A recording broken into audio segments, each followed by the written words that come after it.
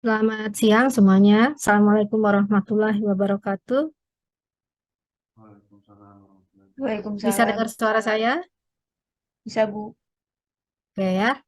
Oke, kita lanjutkan kuliah kita di kelas ekonomi teknik hari ini ya. Kita baru ketemu sekali ya, tatap muka secara virtual ya. Mungkin minggu kemarin atau 2 minggu yang lalu begitu. Nah, untuk materi perkuliahan itu semuanya sudah saya upload di e-learning ya, termasuk juga textbook yang menjadi referensi kita dalam perkuliahan ini juga sudah saya eh, lampirkan tadi di e-learning ya. Nanti silakan diakses materi-materinya termasuk juga textbooknya ya.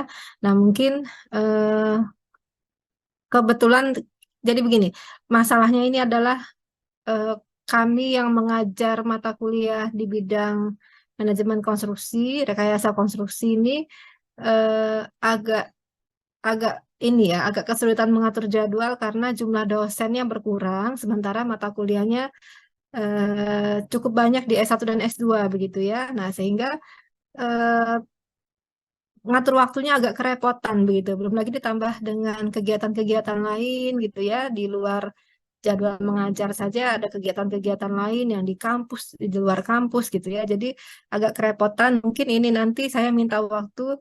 Nah, minggu depan saya targetnya mau masuk 2 kali atau 3 kali gitu ya untuk menyelesaikan materi mengenai ekonomi teknik yang bagian-bagian basic ya awalnya gitu ya. Tapi kelihatannya juga minggu depan itu mulai Rabu sampai Jumat juga mungkin saya juga tidak bisa masuk karena ada jadwal pelatihan BIM gitu ya. Mungkin nanti kita coba atur jadwal kembali setelah antara Senin, Selasa, kemudian Sabtu gitu ya. Antara 3 hari itu nanti kita coba masuk entah 2 kali atau 3 kali sekaligus gitu ya, supaya nanti materinya bisa tersampaikan. Hari ini juga mungkin tidak bisa lama karena saya jam setengah satu juga ada kami juga mengejar jadwal di S2 gitu. Jadi mohon maaf kalau dalam beberapa minggu ini memang jadwalnya sudah overload begitu ya. Mudah-mudahan nanti 2 minggu ke depan ini sudah agak lengang waktunya sehingga dosen-dosen juga sudah terutama dosen MRK gitu ya, bidang MRK itu bisa membagi alokasi waktunya lebih lebih tepat gitu, lebih sesuai dengan jadwalnya ya. Oke, itu tadi terkait dengan materi sudah semua, kemudian pengaturan jadwal nanti kita atur lagi ya. Nanti saya kontak lagi ketua kelasnya. Barangkali yang Palembang ada Wensen, nanti yang di Indralaya nanti ketua kelasnya coba hubungi saya minggu depan. Kita atur kembali jadwal Senin, Selasa, sama Sabtu mungkin ya. 3 hari itu saya coba selesaikan. Nah ini saya menyelesaikan materi materi dasarnya ya, karena materi dasarnya sangat penting ya untuk bekal apa ya untuk bekal kalian nanti menganalisis lebih lanjut gitu ya. Kalau Anda tahu misalkan proses studi kelayakan ya, ada proses kelayakan, studi kelayakan finansial, studi kelayakan ekonomi. Nah, itu semua dasar-dasarnya adalah dari ekonomi teknik ini. Nah, memang saya minta di bagian awal supaya saya bisa memberikan dasarnya dulu supaya nanti pada saat analisis lebih lanjutnya itu lebih lebih gampang kalian memahaminya ya. Oke. Oke, saya lanjutkan ya. Kita mulai dengan pertemuan kedua ini adalah kita akan membahas mengenai faktor. Faktor ini adalah suatu parameter yang mempengaruhi nilai uang. Nah, parameter itu bisa berupa waktu dan juga bisa berupa interest atau bunga gitu ya. Nah, kalau kita lihat gambar di sebelah kiri ini, gambar yang paling kiri ini ya. Nah, ini adalah eh, gambaran mengenai bagaimana kekuatan atau daya daya beli dari uang gitu ya pada tahun lalu dan juga pada tahun-tahun berikutnya gitu. Kalau kita lihat misalkan ini contohnya adalah ada uang $20. Tahun 1998 uang $20 itu bisa membeli satu keranjang, satu troli ini bisa penuh belanjaan gitu ya. Kemudian tahun 2005 barangkali tinggal sepertiganya atau separuhnya gitu lah. Sementara 2014 $20 ini hanya bisa mendapatkan beberapa item barang saja. Jadi semakin lama nilai uang itu semakin berkurang. Nah, pengaruh nilai uang akibat waktu dan juga akibat bunga itu disebut dengan faktor ya. Jadi ada time value of money. Time value of money itu adalah bagaimana pengaruh dari perubahan nilai uang akibat dari waktu. Nah, pengaruh dari waktu ini akan berpengaruh terhadap bunga nantinya ya. Jadi waktu itu akan memiliki dampak terhadap inflasi, terhadap deflasi, dan pada akhirnya nanti akan berpengaruh terhadap besarnya interest atau besarnya bunga. Nah, sehingga nanti juga nilai uang itu juga akan berfluktuasi, begitu akan berubah sejalan dengan perubahan waktu dan juga perubahan bunga itu tadi. Nah, ini nanti akan kita lihat.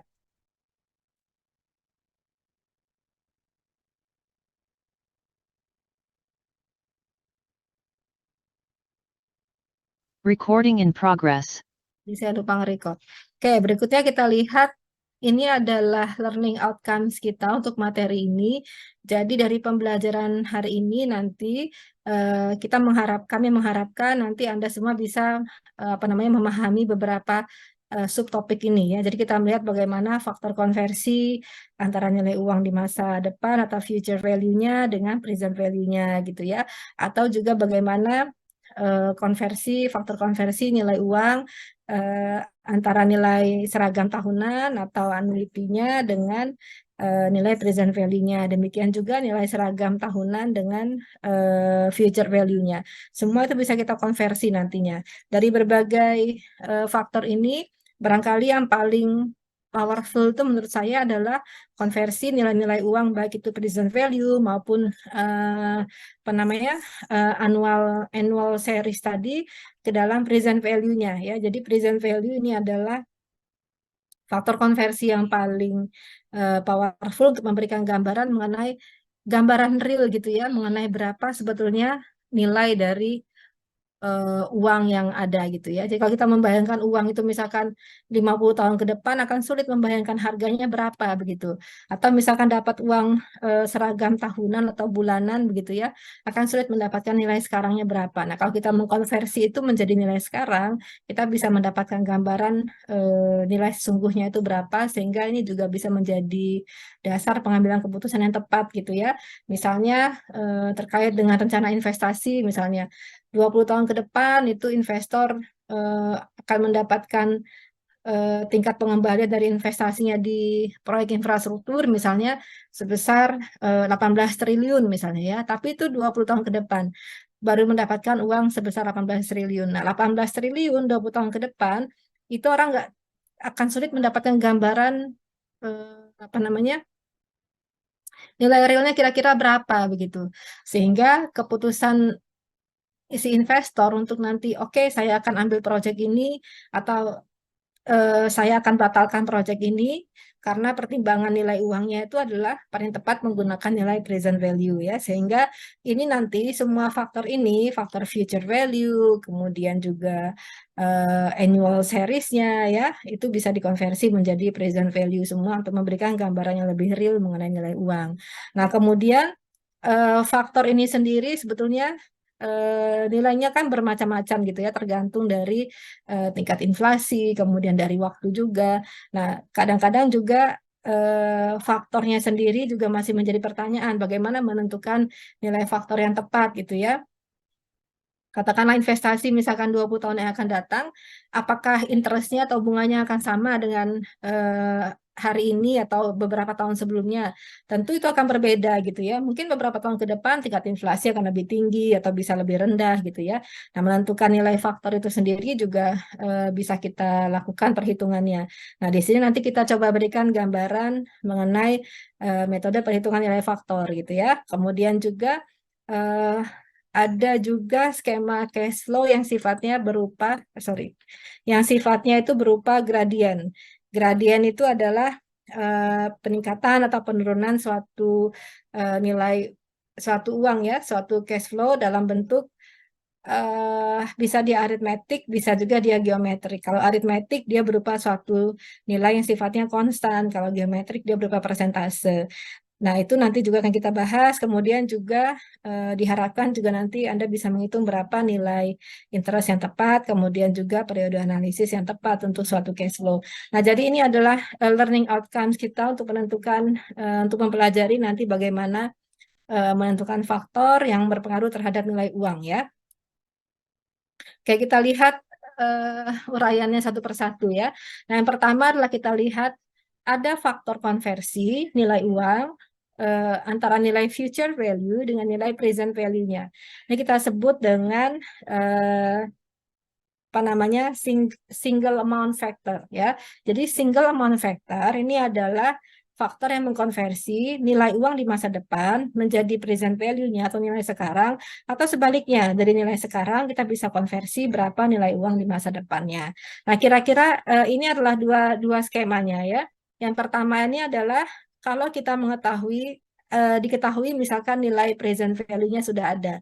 Kemudian kita mau lihat future value-nya itu akan berapa di beberapa tahun yang akan datang. Misalnya gini, misalkan present value-nya di tahun ini adalah katakanlah 1 juta misalnya ya, atau investor lah, dari sisi investor proyek infrastruktur misalnya ya.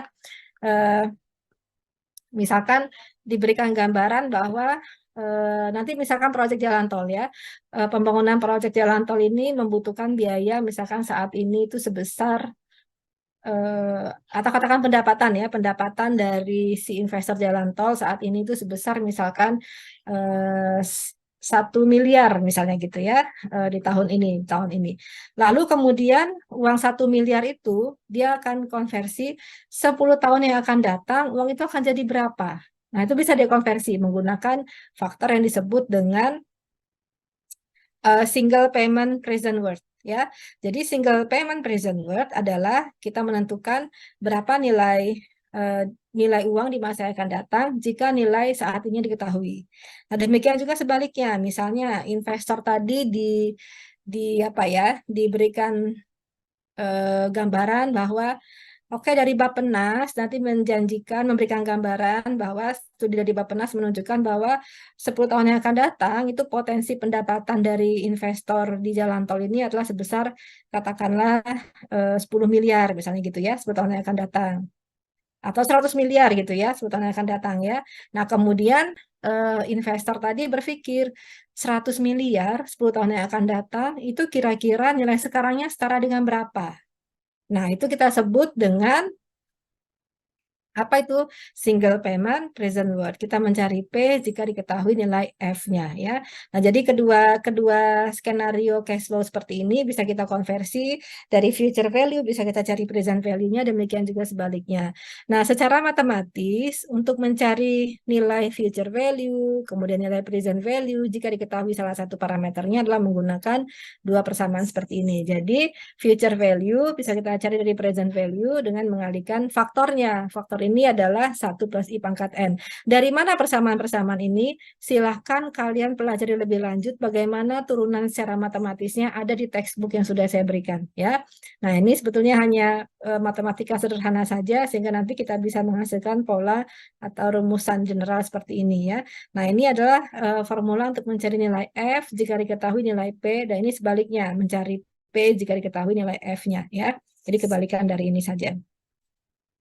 Nah, kemudian yang ada tabel di bawah ini, tolong diperhatikan, ini adalah notasi-notasi standar gitu ya. Notasi yang berlaku secara general. Artinya nanti kalau kalian menemukan notasi seperti ini, jangan bingung memaknainya seperti apa ya. Jadi kalau misalnya diketahui ada notasi F/P, kemudian IN, ini menunjukkan bahwa kita mencari nilai F, jika diketahui nilai P, kemudian I itu adalah interest rate atau tingkat suku bunganya, dan kemudian N ini adalah periode analisis finansialnya. Ya, jadi misalkan tadi 10 tahun gitu ya, kemudian tingkat suku bunganya bisa 1%, 2%, dan seterusnya. Nah, jadi ini adalah notasi untuk mencari future value jika diketahui present value-nya dengan tingkat suku bunga tertentu dan juga dengan periode analisis tertentu. Nah, ini disebut dengan single payment compound amount. Ya. Nah, apa namanya faktornya persamaan matematisnya ditulis seperti ini ya, standar notasi ditulis seperti ini, kemudian di persamaan matematisnya. Nah, kemudian kalau menggunakan fungsi-fungsi Excel, fungsi yang ada di Microsoft Excel, kita bisa menggunakan persamaan-persamaan seperti ini ya. Nah, yang berikutnya kalau kita mencari nilai P jika diketahui nilai F-nya dengan tingkat suku bunga tertentu dan juga periode analisis tertentu, kita sebut dengan faktornya adalah single payment present worth. ya. Berarti kita mencari P jika diketahui F, kemudian ini adalah notasi persamaan notasi standarnya, kemudian ini adalah persamaan matematisnya, ini adalah fungsi Excel-nya. Nah, ini semua nanti sudah ada di textbook yang saya berikan. Nanti untuk yang persamaan-persamaan ini, nanti silakan kalian elaborasi lagi, cari lagi di dalam textbook itu bagaimana ini diturunkan gitu ya. Kayak kita lihat contoh sederhananya begini. Contohnya seperti ini ya. Jadi ada seorang karyawan menerima bonus akhir tahunnya sebesar $10.000 ya. Nah, kemudian uang tersebut ditabung akan segera ditabung di bank, kemudian tingkat suku bunganya sebesar 8% per tahun. Nah, dengan uang 10.000 saat ini, dia akan lihat investasinya selama 20 tahun ke depan itu seperti apa. Ya, nah maka kita tinggal cari saja konversi faktor yang tepat itu adalah mencari nilai F, diketahui nilai P-nya, ya.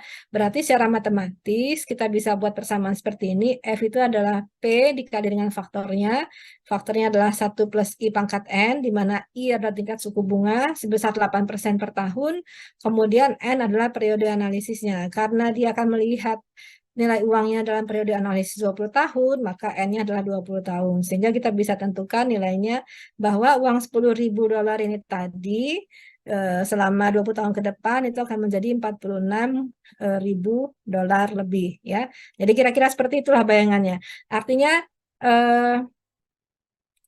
prinsip ini bisa diterapkan pada konteks apapun begitu ya. Ini konteks sederhananya, kalau kita mau menabung nanti sekian puluh tahun ke depan kita punya uang berapa gitu ya. Ya sama barangkali seperti orang tua Anda semua pada saat Anda lahir sudah memprediksi nanti kebutuhan untuk biaya hidupnya sampai dia selesai kuliah itu akan berapa sehingga harus menabung berapa gitu ya. Nah itu sama lah konteksnya. Dalam konteks infrastruktur misalkan dalam konteks investasi di infrastruktur ya sama seperti ini. Jadi misalnya Dinas PUPR misalkan gitu ya, Kementerian PUPR itu punya aset jembatan misalkan di beberapa provinsi, kemudian akan menghitung berapa kebutuhan biaya untuk pemeliharaan jembatan pada dalam kurun waktu 10 tahun yang akan datang gitu ya. Kan anggarannya harus disiapkan, tidak bisa anggaran untuk pengelolaan infrastruktur itu disiapkan maunya hari ini disiapkan kemarin itu tidak bisa gitu ya. Maunya besok disiapkan hari ini tidak bisa, tapi harus disiapkan jauh-jauh hari. Nah, inilah yang sering digunakan dalam konsep perencanaan infrastruktur ya. Jadi kalau pemerintah itu mau memelihara aset infrastrukturnya 10 tahun ke depan, pemerintah sudah harus menghitung ini kebutuhan uangnya saat ini tuh harusnya ada berapa ya. Nah, ini contoh aplikasinya. Oke, itu untuk faktor present value dan juga future value. Nah, berikutnya kita lihat ada lagi skema yang berupa nilai seragam. Nilai seragam ini nilai seragam tahunan atau bisa juga nilai seragam bulanan, bisa juga nilai seragam mingguan gitu ya. Tapi kita pahami dulu analoginya untuk nilai seragam tahunan. Kita sebut dengan apa namanya? Annuity ya. Jadi nilai seragam tahunan. Contohnya seperti ini. Kalau misalnya kita menerima, nah contohnya misalkan pensiunan ASN gitu ya. Pensiunan ASN itu menerima uang yang seragam setiap bulannya, ya setiap bulannya tuh mereka terima uang seragam gitu ya per bulannya. Nah, uang yang dikeluarkan seragam setiap bulan itu bisa dia hitung. Misalkan selama setahun dia terima uang 1 juta, 1 juta, 1 juta setiap bulannya gitu ya. Maka dia bisa konversi nilai sekarangnya berapa ya. Present value dari uang yang dikeluarkan selama sekian bulan itu dia bisa hitung present value-nya setara dengan berapa. Tentu kalau kita hitung sejuta, kemudian apa namanya?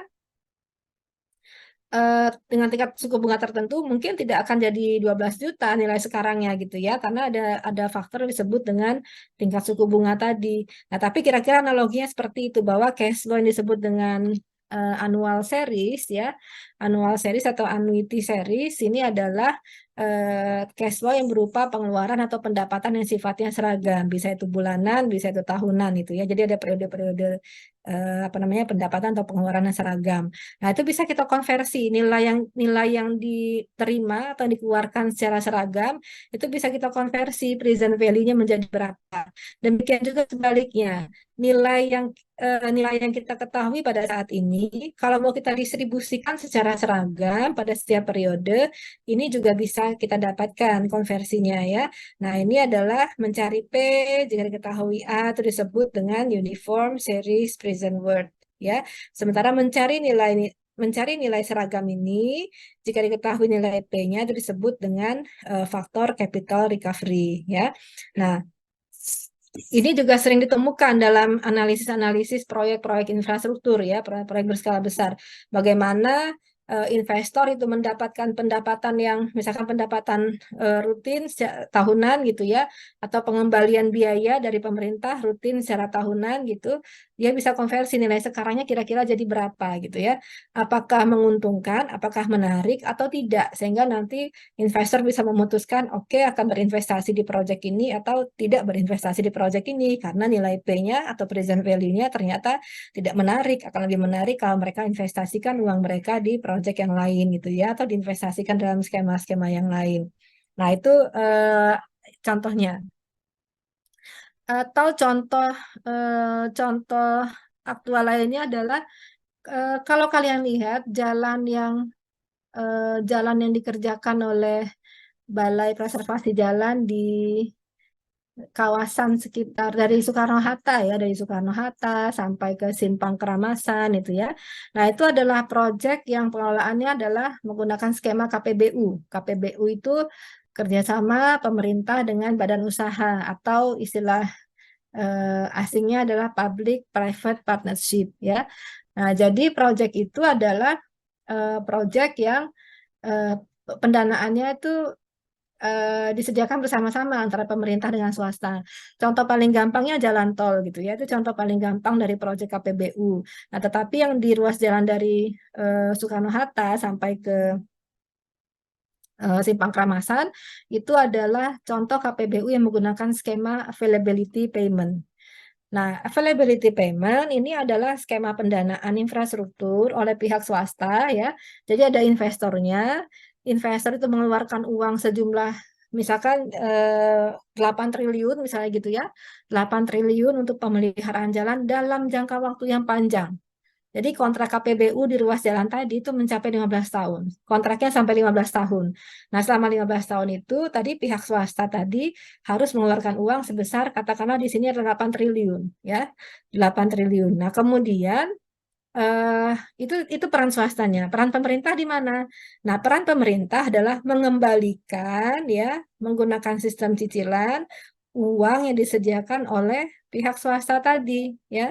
Uang yang disediakan oleh pihak swasta sebesar 8 triliun itu akan dikembalikan secara uniform ya, secara seragam. Nah, kemudian itu sifatnya tahunan ya. Jadi per tahun itu dia si investornya akan menerima uang sebesar sekian rupiah gitu ya. Nah, berapa pembagian per tahunnya itu dari uang 8 triliun plus ya, plus ada fee-nya, ada profitnya untuk si investor tadi, itulah yang akan dihitung oleh pemerintah di sini. Jadi per periode itu berapa mereka akan bayarkan ke investor. Nah, itu contohnya ya, itu contoh konkretnya pada proyek-proyek di bidang keteknik sipilan ya. Nah, itu skema-skema seperti ini banyak diterapkan pada proyek-proyek yang berskala besar juga. Nah, sehingga pemahaman terhadap faktor-faktor seperti ini juga harus dimiliki oleh analis di sisi investor maupun di sisi pemerintah ya dalam hal perencanaan pendanaan proyek. Nah, ini adalah persamaan-persamaan matematisnya untuk menghitung bagaimana konversi nilai P jika diketahui nilai A-nya, ini adalah faktornya ya. Kemudian bagaimana mencari nilai A jika diketahui nilai P dan ini adalah faktornya. Ya, ini secara matematis bisa seperti ini. Lalu di tabel ini bisa kalian pelajari ya, bisa dibaca saja ini informasinya. Jangan lupa ini adalah notasi standarnya ya. Jadi notasi standar ini harus difahami juga. Jangan nanti melihat ini membaca ini apa ini nggak ngerti gitu ya. Jadi harus paham ini ya. Oke, sampai sini ada pertanyaan, silakan. Belum ada? Saya lanjut dulu ya. Nah, ini contoh perhitungan, ini contoh sederhananya. Saya berikan contoh sederhana, di textbooknya juga contoh ini dibuat sederhana supaya mahasiswa bisa mendapatkan pemahaman simpelnya dulu ya, sehingga nanti konsep, kalau mau diaplikasikan konsep yang lebih kompleks, ini akan lebih mudah pemahamannya. Oke, kita lihat seperti ini case-nya. Seseorang ini mengharapkan pendapatan seragam sebesar $600 per tahun, ya, selama 9 tahun. Kemudian diketahui bahwa tingkat pengembalian investasi atau interest rate-nya atau tingkat suku bunganya adalah sebesar 16% per tahun. Yang ditanya berapa present worth-nya, ya.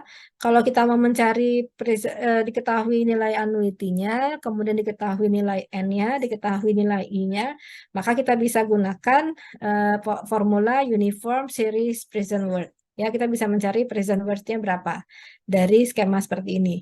Jadi tadi masukkan saja di dalam persamaan tadi ya, masukkan di persamaan tadi. Nilai A-nya sudah ada, kemudian I-nya tadi 16%, kemudian N-nya adalah 9 tahun ya. Maka kita bisa tentukan nilai present value-nya menjadi berapa. Nah, nilai yang ini tadi, nilai yang dalam kotak, dalam kurung ini disebut dengan faktor ya. Nah, kadang-kadang untuk pertimbangan pertimbangan kecepatan kita menghitung, daripada kita menggunakan persamaan matematis seperti ini, faktor ini sudah tersedia sebetulnya, sudah tersedia angkanya ya, dengan nilai I sekian persen, kemudian nilai N-nya sekian tahun, ini sudah tersedia faktor ini, sehingga ini disebut dengan faktor formulanya ya.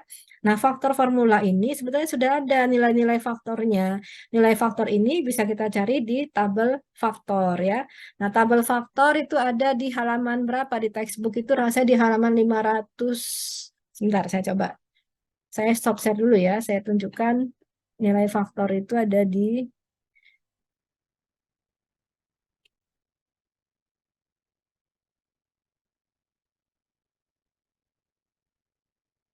Oke, ini sudah terlihat belum?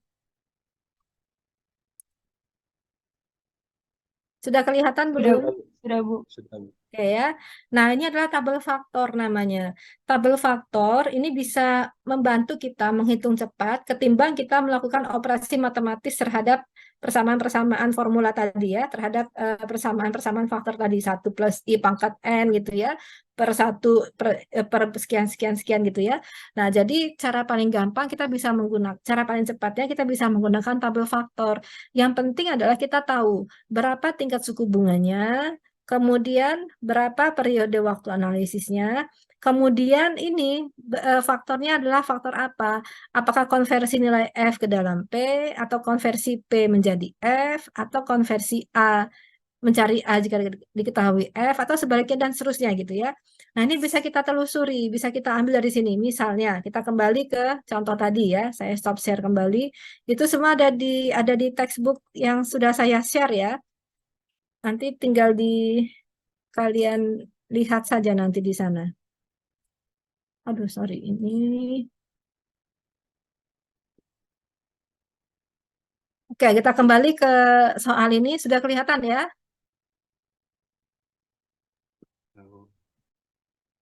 Kelihatan tidak? Kelihatan, Bu. Slide-nya latihan 2. Oke ya. Nah, kembali ke soal ini. Kalau kita mau mencari nilai P, diketahui nilai A, kemudian diketahui nilai N-nya, dan juga diketahui nilai I-nya, maka faktor yang tadi yang banyak secara matematis perhitungannya ada potensi kesalahan aritmetik dalam perhitungan, bisa kita eliminasi dengan menggunakan tabel faktor. Bisa kita reduksi kesalahannya menggunakan tabel faktor. Nah, apa itu tabel faktor? Kita lihat di sini.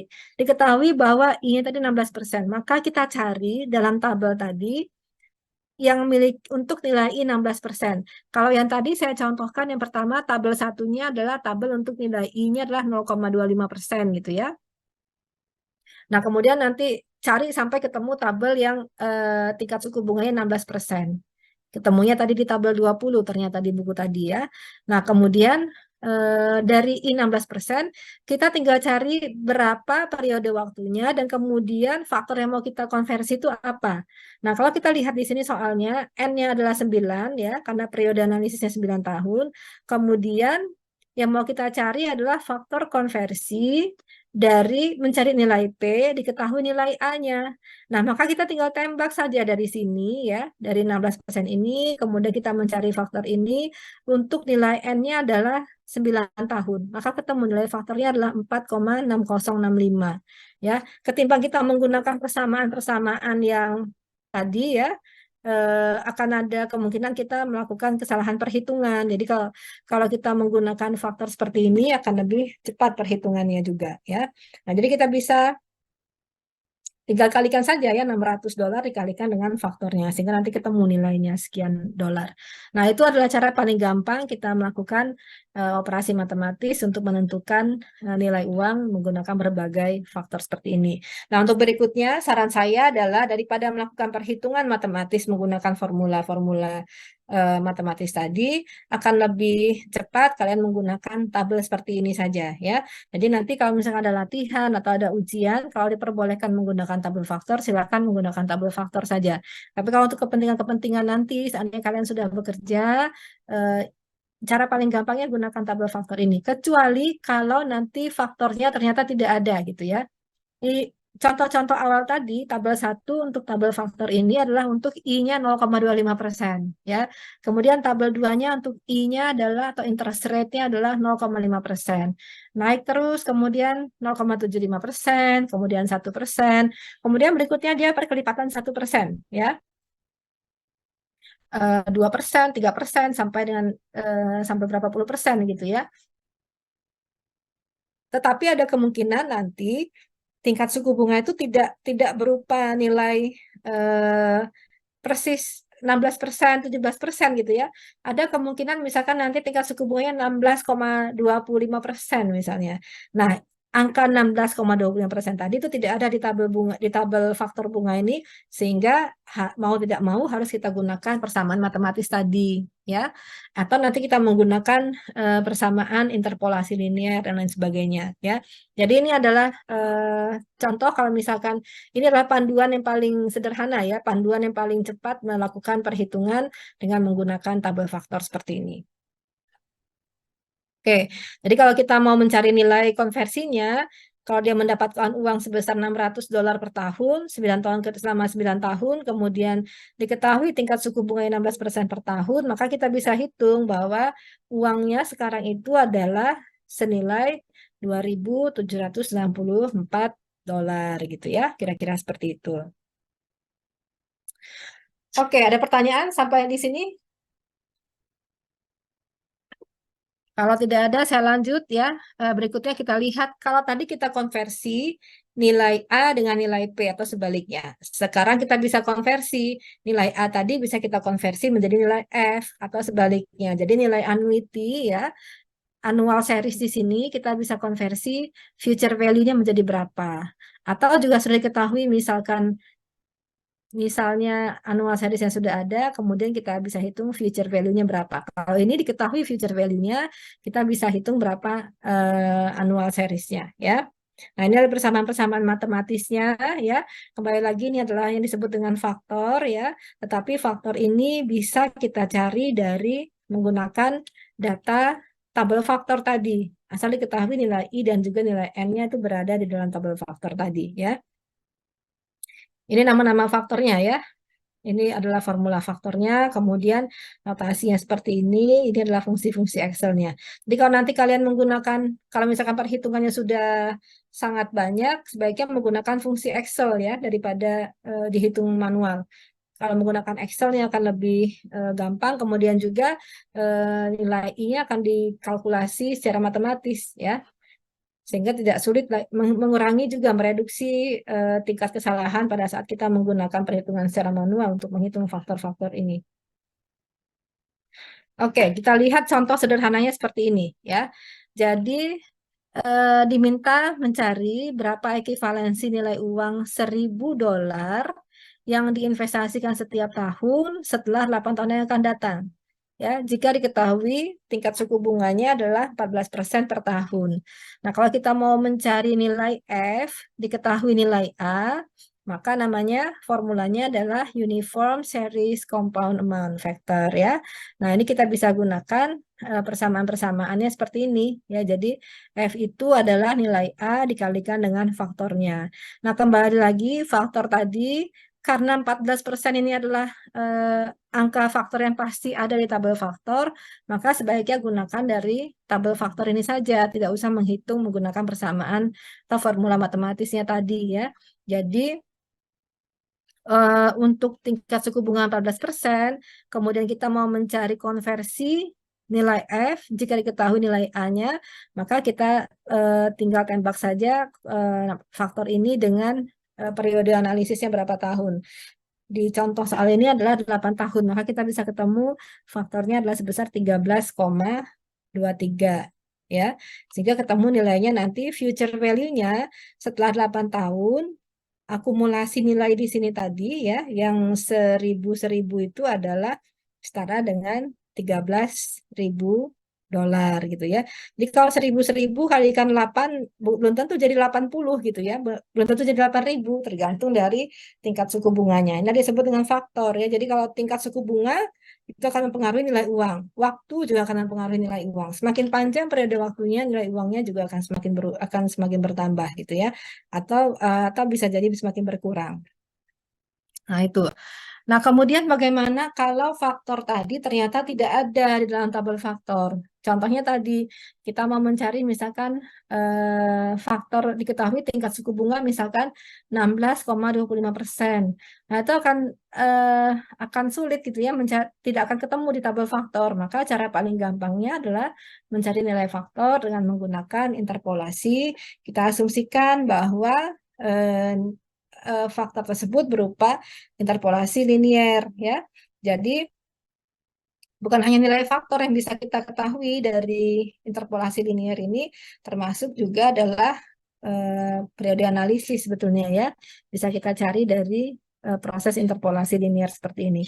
Ya, ini secara matematis sudah kalian pahami semua ya. Kalau kita mau mencari suatu angka di sini, maka diketahui dulu batas atas, batas bawahnya untuk kedua parameter yang ada di sekitarnya. Sehingga kita bisa mencari berapa nilai yang berada di titik-titik asumsi linier kita ini. Nah, ini contoh sederhananya seperti ini. Bagaimana kita mau mencari nilai faktor untuk faktor konversi antara P dengan nilai present value dengan nilai annual series-nya jika diketahui untuk nilai interest rate-nya adalah 7,75%. Kemudian N-nya adalah 10 tahun. Nah, kita bisa menentukan nilai faktor konversi P ke A-nya jika diketahui nilai I dan N-nya seperti ini bisa menggunakan dua cara. Yang pertama adalah menggunakan faktor formula. Faktor formulanya tadi kita sudah lihat ya di bagaimana mengkonversi nilai P menjadi nilai A, itu persamaan matematisnya seperti ini ya. Nah, kalau menggunakan persamaan matematis ya gampang, tinggal masukkan saja berapa berapa I-nya, berapa N-nya gitu ya. Nah, tapi yang kedua kita bisa menggunakan interpolasi. Interpolasi tentu kita harus lihat ambang atas, ambang bawah dari faktor yang mau kita cari itu berapa. Kalau 7,75% berarti kita interpolasi dari ambang bawah 7% dan juga ambang bawahnya 8%.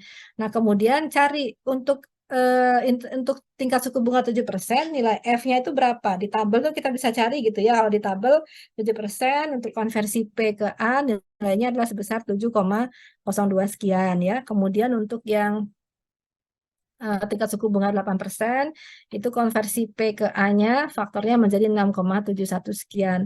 Nah, lalu untuk yang 7,75 kita bisa gunakan persamaan interpolasi linier seperti ini. Ini kan persamaan interpolasi linier sudah dari SD ya, sudah dipahami ya. Dari SMP barangkali sudah kalian pahami. Nah, tinggal dicari saja secara matematis sehingga ketemu hasilnya hampir mendekati ya, harusnya hampir mendekati. Hanya beda 2 digit terakhir saja ya, 2-3 digit terakhir saja. Jadi angkanya hampir mendekati. Nah, ini adalah cara kita menggunakan menyiasati. Kalau tidak menggunakan persamaan faktor seperti ini, kita bisa menggunakan interpolasi linier untuk mencari nilai faktor dari suatu skema cash flow yang nilainya ini tidak ada di dalam tabel faktor ya. Nah, itu caranya menggunakan interpolasi linier. Oke, yang berikutnya barangkali yang terakhir, dua terakhir barangkali pembahasan mengenai eh, gradient factor ya. Gradient factor ini adalah skema cash flow yang dia itu berupa peningkatan atau penurunan secara konstan. Misalnya seperti ini. Ada biaya gitu ya, biaya tahunan yang meningkat itu sebesar $200 setiap tahun misalnya, sampai dengan periode waktu ke N. Jadi di tahun pertama, di awal tahun pertama itu ada biaya sebesar 2.500, kemudian dia meningkat $200 setiap tahun. Jadi tahun kedua jadi 2.700, kemudian tahun ketiga jadi 2.900, tahun keempat jadi 3.100 dan seterusnya. Nah, kalau kita lihat dari skema cash flow seperti ini, sebetulnya 2.500 sih pasti ada terus gitu ya. Ada terus di setiap periode waktu ini. Nah, ini disebut dengan base amount ya, base amount. Jadi ada nilai dasarnya, ada jumlah basisnya sebesar 2.500, tetapi kemudian ada gradien sebesar $200 setiap tahunnya, setiap periodenya ini. Nah, sehingga gradiennya itu muncul di periode analisis yang berikutnya, bukan di periode analisis yang pertama. Di periode analisis yang pertama sampai dengan ke N, itu yang terjadi adalah nilai annual seriesnya. Ya, annual series sebesar 2.500, kemudian ada gradien sebesar $200 setiap tahunnya, setiap periodenya. Sehingga ini menjadi nilai G-nya itu seperti ini. Jadi nilai G, kemudian tahun berikutnya jadi 2G, jadi 3G, dan seterusnya. Nah, skema cash flow seperti ini disebut dengan arithmetic gradient factor. Ya, cara menghitungnya adalah contoh sederhananya seperti ini. Ini mungkin terjadi ya pada perencanaan eh, bisa untuk pemeliharaan gitu ya, infrastruktur atau untuk apa namanya pendapatan dari operasional infrastruktur, misalnya seperti jalan tol itu kan bisa kita prediksi peningkatan pendapatan per tahunnya jadi berapa gitu ya. Nah itu disebut dengan aritmetik. Selama dia penambahan atau penurunan cash flow itu berupa angka konstan, kita sebut dengan arithmetic gradient factor ya. Nah, contohnya seperti ini. Jadi ada suatu perusahaan mengestimasi pendapatan di tahun pertamanya sebesar $80.000 ya. Nah, kemudian pendapatan ini diasumsikan meningkat seragam setiap tahunnya sampai dengan akhir tahun ke-9, ternyata uangnya itu menjadi 200.000. Nah, kira-kira berapa nilai gradiennya? Ya, nah untuk menentukan nilai gradien tentu ada nilai dasarnya di sana gitu ya. Jadi nilai dasarnya tentu adalah 80.000 ini. 80.000 ini menjadi base amount-nya atau nilai dasarnya. Kemudian kita mau menghitung berapa gradien per tahunnya sehingga pada akhir tahun ke-9 dia menjadi 200.000. Nah, tentu logika paling gampangnya adalah 200.000 ini kita kurangi dengan 80.000 ya.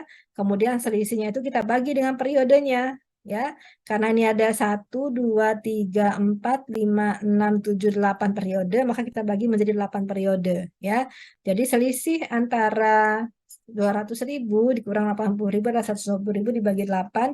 Berarti peningkatan per tahunnya ini adalah sebesar 15.000 per tahun. Ya, jadi dia konstan sebesar 15.000 per tahun, jadi 80 tambah 15 jadi 95 gitu ya. 95 tambah 15 jadi 110 dan seterusnya. Sampai nanti di akhir tahun ke-9 dia akan klop angkanya menjadi 200.000. Sehingga gradiennya di sini konstan sebesar 15.000. Sementara nilai dasarnya atau base amount-nya adalah 80.000 ya.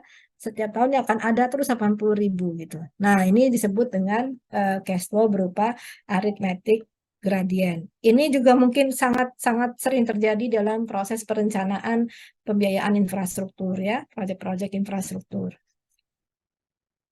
Oke, itu contoh simpelnya. Kemudian berikutnya kita lihat bagaimana menentukan jumlah nilai seragam dan juga nilai gradien. Kalau kita hitung total present worth-nya, ya, present worth-nya itu adalah tidak lain adalah penjumlahan dari nilai anualnya sendiri, ya, yang menjadi base amount tadi, kemudian juga diagregasi dengan nilai gradiennya. Nilai gradiennya ini bisa positif, bisa negatif. Kalau dia pendapatan, nilainya adalah positif. Kalau dia biaya, dia akan jadi negatif, begitu ya. Nah, ini Kalau kita menghitung total nilai cash flow ya, katakanlah dalam terminologi present value-nya, artinya present value totalnya tidak lain adalah present value dari nilai annuity-nya, annual series tadi, plus minus dari present value dari nilai gradien. Nah, kita sudah tahu tadi bagaimana mengkonversi nilai present value dari nilai annuity yang diketahui gitu ya. Termasuk juga mencari konversi nilai present value dari nilai gradien yang kita ketahui. Nah, kemudian juga kita bisa menghitung total annual worth-nya, tidak hanya present worth-nya, tapi juga nilai seragam tahunannya pun bisa kita hitung. Nah,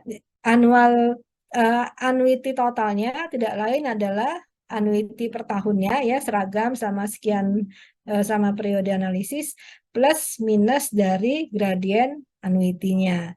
Nah, ini adalah persamaan-persamaan matematisnya. Nanti silakan dielaborasi lagi dari textbook itu, kalian pahami kembali dari mana dapatnya angka-angka ini ya, kalau tertarik untuk mencari lebih lanjut informasi mengenai formula-formula ini. Nah, ini adalah skema bagaimana kita memahami konversi dari nilai gradien menjadi nilai present value-nya gitu ya. Kemudian ini nilai gradien kita konversi menjadi nilai annuity-nya. Pada prinsipnya kan begini saja ya, nilai gradien itu kan terjadi pasti mulai dari tahun kedua, karena tahun pertama itu adalah annuity yang terjadi ya. Annuity atau annual series yang terjadi sehingga tidak ada gradien di sana, masih menjadi base amount, tetapi G-nya itu mulai terjadi di tahun kedua. Lalu dia akan meningkat menjadi 2G, 3G dan seterusnya. Nah, apa yang terjadi pada cash flow di sini, ini bisa kita hitung, bisa kita konversi present value-nya ya. Atau juga seperti ini. Dengan gradien seperti ini, dengan pola cash flow seperti ini, bisa kita konversi nilai seragamnya jadi berapa per tahunnya. Jadi tidak lagi berupa gradien, tidak lagi berupa grafik gradien seperti ini, tapi bisa kita konversi menjadi nilai seragam gitu ya. Nah, ini juga banyak sekali aplikasinya dalam perencanaan proyek-proyek infrastruktur ya. Jadi bagaimana pemerintah menyiapkan uang misalkan untuk pemeliharaan infrastruktur dalam dalam nilai seragam seperti ini, atau mempersiapkan kebutuhan anggarannya dalam nilai present value seperti ini, memberikan gambaran present value-nya berapa kebutuhan uangnya saat ini gitu ya. Dengan skema misalkan ada penambahan atau peningkatan biaya untuk pekerjaan proyek infrastruktur itu sendiri. Ini persamaan matematisnya, nanti silakan kalian cari lebih lanjut, pahami lagi lebih lanjut ya. Oke, kita lihat ini contoh aplikasinya ya.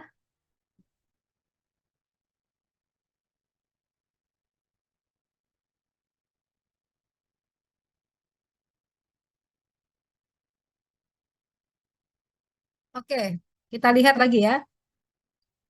Jadi ini contohnya adalah contoh soalnya Dinas PUPR misalnya ya, Dinas Pekerjaan Umum ini berencana untuk mengumpulkan dana dari pajak kendaraan untuk keperluan perbaikan jembatan. Jadi sebetulnya pendanaan untuk pemeliharaan jalan, pemeliharaan jembatan ya, itu salah satu sumber dananya adalah bisa dari pajak kendaraan ya. Jadi pajak kendaraan yang kalian bayarkan setiap tahun itu ada proporsinya nanti untuk perbaikan jalan dan jembatan ya, karena kan kita menggunakan kendaraan kita kan melewati infrastruktur seperti itu, sehingga otomatis pajak itu akan dialokasikan, ada komposisi nilainya yang dialokasikan untuk pekerjaan pemeliharaan. Tentu itu tidak hanya pajak gitu ya, dari APBN, APBD juga ada gitu. Jadi salah satunya adalah dari pajak. Nah, contohnya seperti ini, bagaimana pemerintah menghitung kebutuhan dana untuk perbaikan jembatan menggunakan alokasi pendapatan dari pajak kendaraan misalnya. Kemudian para estimatornya di proyek ya, yang estimator itu yang mengestimasi biaya ya, yang menghitung kebutuhan RAB di proyek. Jadi estimator di Dinas Pekerjaan Umum tadi menghitung ternyata dibutuhkan dana sebesar $500.000 yang harus tersedia pada akhir tahun depan ya, untuk keperluan perbaikan jembatan tadi. Ya, tahun depan harus ada uang 500.000 dolar. Nah, kemudian karena misalkan jembatan ini belum akan langsung diperbaiki, tentu nanti kebutuhan dananya akan terus meningkat per tahun gitu ya. Kebutuhan untuk dana pemeliharaan jembatan itu akan terus meningkat setiap tahunnya sebesar 100.000 dolar per tahun selama 9 tahun ke depan. Jadi tahun ini dia ada 500 dolar, kebutuhan 500 dolar, tapi tahun berikutnya ada kenaikan 100.000 dolar, tahun depan lagi 100.000 dolar lagi gitu ya. Nah, ini adalah pola keuangan seperti ini sangat logis karena yang namanya kerusakan infrastruktur jika tidak langsung diperbaiki maka kerusakannya akan semakin bertambah gitu ya. Dari tahun ke tahun kerusakannya akan terus bertambah sehingga juga biaya juga akan terus meningkat dari tahun ke tahun gitu ya. Nah, diasumsikan bahwa peningkatan biaya ini adalah sebesar 100.000 dolar per per tahunnya ya. Nah, maka dengan tingkat interest rate atau pengembangan investasinya sebesar 5% per tahun, si estimator tadi bisa menghitung berapa sebetulnya anggaran yang harus disiapkan untuk pemeliharaan untuk perbaikan jembatan tadi dengan skema seperti ini. Berarti dia membentuk suatu pola aritmetik gradien sebetulnya. Nah, kita bisa hitung berapa konversi present value-nya secara total ya, atau juga menghitung nilai annuity seragamnya jadi berapa ya. Kalau kita mendapatkan angka seperti ini, mendapatkan cash flow seperti ini, akan sulit sekali membayangkan kira-kira jadi berapa ya uangnya sekarang itu ya. Berapa ya harus disiapkan oleh pihak Kementerian Keuangan gitu ya. Akan lebih sulit kan membayangkannya. Maka cara paling gampangnya adalah kita menghitung berapa present value total dari skenario cash flow seperti ini. Nah, karena dia berupa dua skenario cash flow, ada yang disebut dengan base amount yang menjadi annual seriesnya ya. Kemudian juga ada gradient seriesnya yang meningkat 100 100 100 terus dari tahun ke tahun gitu ya. Maka present value dari sini tidak lain adalah present value dari base amount-nya atau annuity-nya atau annual seriesnya ditambah dengan present value dari gradiennya sendiri ya. Present value dari gradient sehingga ini menjadi present value totalnya. Nah, kalau begitu kita tinggal hitung saja present value totalnya itu adalah konversi nilai present value ke konversi annuity tadi ke dalam nilai P, kemudian konversi nilai G ke dalam nilai P. Tentu dikalikan dengan nilai base amount-nya untuk yang A, kemudian gradiennya sebesar 100.000 dolar per tahun gitu ya. Dengan menggunakan tingkat suku bunga masing-masing 5%, kemudian periode analisisnya juga 10 tahun. Sehingga kita tinggal cari saja faktornya. Kalau mencari faktor untuk PA, ya diketahui I-nya 5%, kemudian N-nya 10, ketemunya angkanya sekian gitu ya. Untuk yang G juga sama, di tabel faktor tadi kita cari konversi P, jika diketahui G, kemudian nilai I-nya adalah 5%, kemudian N-nya 10. Maka kita bisa hitung total kebutuhan biaya dalam present value-nya adalah sebesar 7 miliar dolar jadinya ya. Setara dengan 7 miliar dolar. Ini adalah present value. Jadi kalau misalkan mau memelihara jembatan ini untuk 10 tahun ke depan, maka pemerintah harus mencari dana dari pajak kendaraan tadi sebesar 7.000, pemerintah harus mengalokasikan dana sebesar 7 miliar, ya, 7 miliar dolar untuk mendapatkan dana pemeliharaan jembatan seperti ini. Nah, maka tinggal dicari saja nanti proporsinya dari pajak kendaraan itu kira-kira berapa bisa menyumbang dari kebutuhan 7 miliar ini tadi, ya. Itu contoh perhitungan konversi ke present value-nya. Lalu bisa nggak kita konversi ke dalam nilai tahunan misalnya? Karena tadi pajak ini kan sebetulnya akan lebih gampang kalau kita cari konversinya dalam nilai tahunan gitu ya. Karena kan pajak kan dibayarkan per tahun. Ketimbang kita mengumpulkan uang itu sekarang semuanya akan sulit mendapatkan angka sebanyak itu, maka kemudian kita hitung kebutuhan tahunannya berapa. Nah, untuk penghitung kebutuhan tahunannya tadi kita bisa konversi cash flow yang ada seperti ini menjadi nilai annuity totalnya. Annuity total itu tidak lain adalah nilai annual series yang ada pada setiap periode ditambah dengan konversi, ya, konversi dari gradien yang ada ini menjadi nilai annual seriesnya. Nah, maka persamaannya tinggal seperti ini saja. Ya, kita ketahui bahwa annual seriesnya sudah ada 500, kemudian konversi nilai gradiennya menjadi nilai A itu adalah seperti ini. Jadi nilai gradiennya dikalikan dengan faktornya ya. Faktornya tinggal cari saja di tabel faktor. Di tabel faktor tadi untuk nilai I 5%, N yang 10 tahun ketemu faktornya sebesar 4,0991. Sehingga total nilai annuity-nya atau annual series-nya itu menjadi $909,91 per tahun atau 909.000, ya ini ya 910.000 gitu ya per tahun. Jadi sekitar 900 ribuan dolar per tahun gitu ya. Jadi pemerintahnya berarti harus mencari anggaran sebesar 909.000 dolar per tahun. Setara dengan 909.000 dolar per tahun. Artinya nanti kalau punya bayangan per tahunnya adalah kebutuhannya sebesar ini, maka dari pajaknya bisa dialokasikan berapa persennya gitu ya. Nah, jadi ini adalah dua instrumen yang sangat membantu juga dalam proses perhitungan suatu perencanaan infrastruktur. Sebentar saya minta waktu 5 menit ya.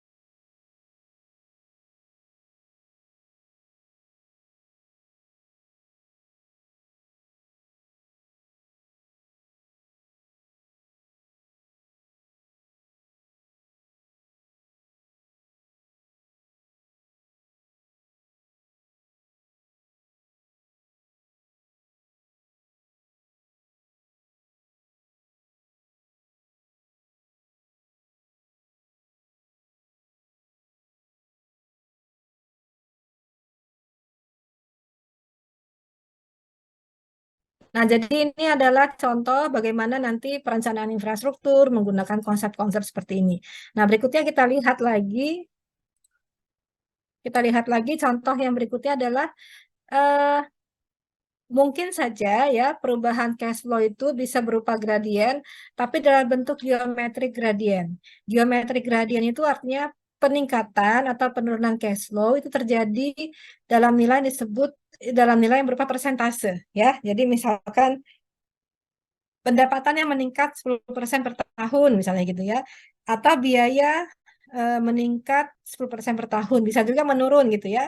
Pendapatan menurun atau pengeluaran juga menurun per tahunnya sebesar 10% misalnya. Nah, itu bisa saja. Nah, perubahan cash flow dalam bentuk persentase seperti itu disebut dengan geometrik gradien. Nah, contohnya seperti ini. Kira-kira penggambarannya berupa persamaan berupa kurva gradien seperti ini ya. Jadi ada nilai base amount-nya sebesar A gitu ya di sepanjang periode analisis. Kemudian gradiennya ini berupa geometrik gradien. Nah, simbolnya untuk yang geometrik gradien ini disimbolkan dengan huruf G kecil ya. Kalau yang aritmetik tadi disimbolkan dengan G besar. Jadi kalau ketemu nanti persamaan G kecil seperti ini artinya cash flow-nya berupa geometrik gradien. Nah, ini bisa peningkatan biaya gitu ya. Ini bisa penurunan biaya ya, tapi ada base amount-nya. Ini contohnya. Jadi perusahaan pembangkit listrik membutuhkan dana sebesar $8.000 ya untuk memodifikasi mesin kontrol emisinya. Nah, kemudian mesin tersebut diperkirakan bertahan selama 6 tahun. Nah, pada akhir usia layanannya, pada akhir tahun ke-6, diperkirakan mesin tadi masih memiliki nilai sisa sebesar $200. Nilai sisa itu adalah apa ya, salvage value itu adalah nilai yang masih contohnya gini, kalau misalkan kita beli mobil baru, kemudian 10 tahun kemudian mobil itu kan tidak memiliki nilai sama sekali lagi gitu ya. Masih ada nilainya, itu disebut dengan nilai sisa ya. Nah, nilai sisa ini pasti ada untuk setiap aset-aset infrastruktur ya. Mesin seperti itu pasti ada nilai sisanya walaupun kecil. Nah, itu nilai sisa itu harus dipertimbangkan dalam setiap perhitungan cash flow. Nah, kemudian karena dia nilai sisa, maka biasanya penempatannya pasti di akhir periode cash flow. Kalau kita gambarkan itu pasti di akhir tahun ke-6 dalam kasusnya seperti ini ya. Nah, kemudian diperkirakan biaya pemeliharaan mesin tadi meningkat sebesar pemeliharaannya sebesar $1.700.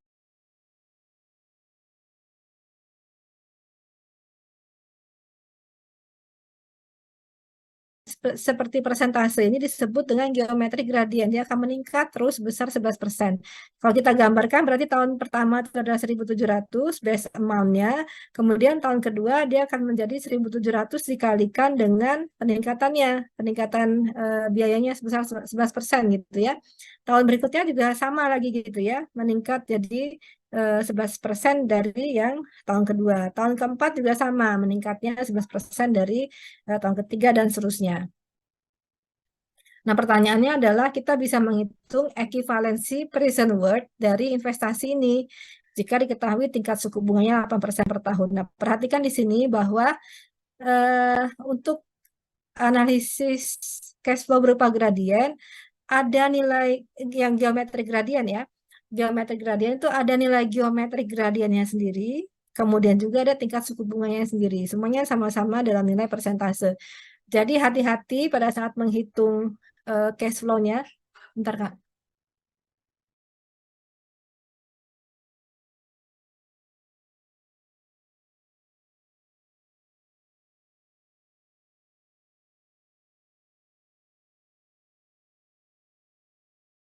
Oke, saya lanjut ya. Nah, jadi untuk menghitung total cash flow di sini adalah hati-hati pada saat menentukan berapa nilai I, berapa nilai G gitu ya. Jangan sampai tertukar menentukan I dan G-nya. Nah, kemudian dengan bentuk cash flow seperti ini, kita bisa hitung berapa present value total dari skenario ini. Jadi ada biaya, kemudian juga ada pendapatan gitu ya.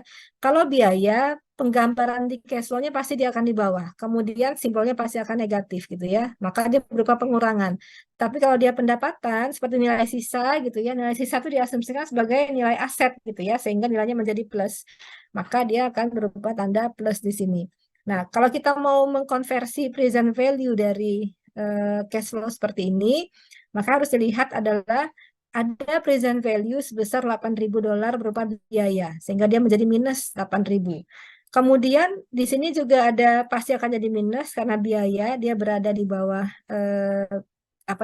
berada di bawah garis horizontal dari grafik cash flow ini, maka dia akan menjadi minus. Tapi minusnya ini adalah minus dari present value si cash flow gradiennya ya, sehingga dia menjadi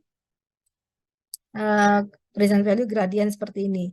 Kemudian ada lagi nilai plus di sini ya, nilai sisa tadi sebesar 200.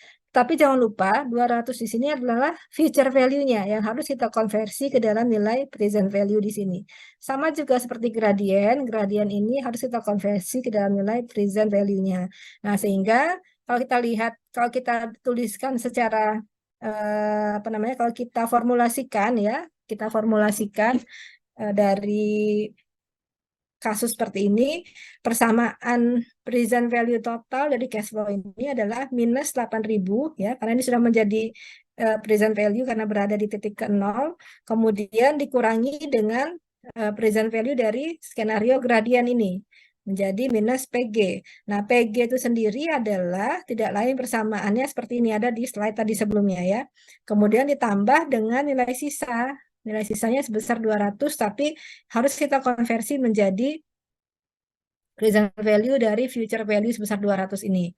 Nah, ini nanti kalau kita masukkan dalam tabel faktor ya, tabel faktor kita bisa lihat nilai-nilai faktor dari untuk PG sama untuk PF ini, nanti kita bisa ketemu hasilnya adalah seperti ini. Jadi artinya dengan biaya awal sebesar ini, kemudian biaya sebesar ini, ada nilai sisa sebesar ini, sesungguhnya apa namanya, mesin ini membutuhkan biaya sebesar minus hampir $18.000 di awal tahun pertama ini. Jadi investasi untuk mesin ini setara dengan $18.000 di saat ini, nilai present value-nya ya. Jadi seperti itu ya.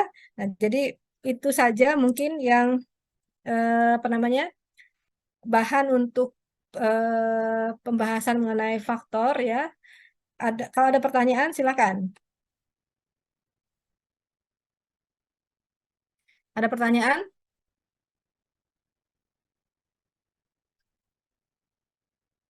Ini mahasiswa nih online ini nyimak atau tidak ya sebetulnya ya? Oke, minggu depan kita coba lanjutkan lagi ya. Kalau tidak ada pertanyaan, asumsinya adalah kalian bisa mengikuti materi ini dengan jelas ya. Untuk materinya sendiri sudah saya upload semua di e-learning, termasuk juga apa namanya, textbooknya ya. Nanti kita ketemu lagi minggu depan, mungkin minggu depan Senin, Selasa, dan Sabtu gitu ya. Coba dicari jadwalnya. Kalau bisa Senin, Selasa, atau Senin, Sabtu gitu ya. Kita ketemu untuk membahas mengenai materi-materi berikutnya, sehingga nanti minggu depannya lagi kalian sudah bisa pindah ke dosen berikutnya untuk membahas mengenai implementasinya ya.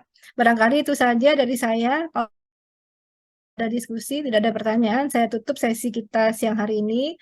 Terima kasih atas waktunya. Selamat siang. Assalamualaikum warahmatullahi wabarakatuh.